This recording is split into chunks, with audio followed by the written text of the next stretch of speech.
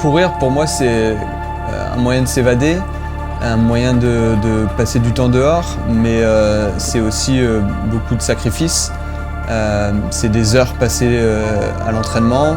Parfois il fait froid, parfois il faut se lever tôt le matin. La Hague, c'est vraiment un terrain de jeu incroyable.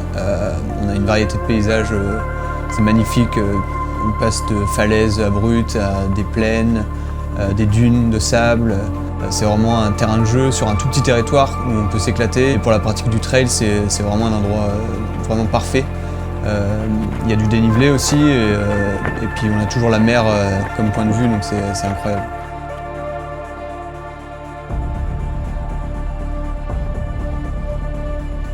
Ce qui était à l'origine un passe-temps, c'est devenu au fur et à mesure un mode de vie. Donc en fait la course à pied, au-delà de l'entraînement, c'est aussi faire attention à son sommeil, faire attention à ce qu'on mange.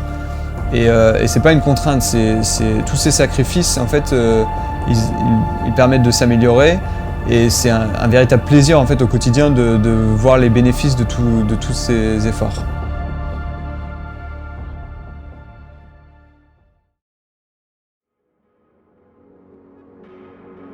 J'ai eu la chance de participer à des très belles courses en Asie et notamment au Vietnam, de courir dans des endroits très reculés, des paysages incroyables, où seule la course à pied nous permet d'accéder à ces endroits parce qu'ils sont très difficiles d'accès.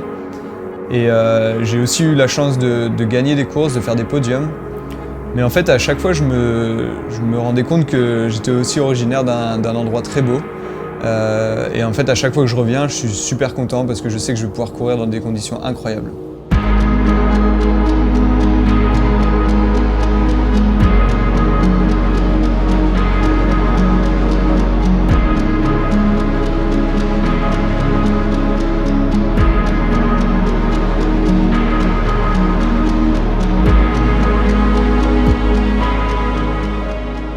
Participer à la Rageux, pour moi, c'est incroyable parce que c'est une course locale qui est très suivie même par les non passionnés de trail ou de course à pied.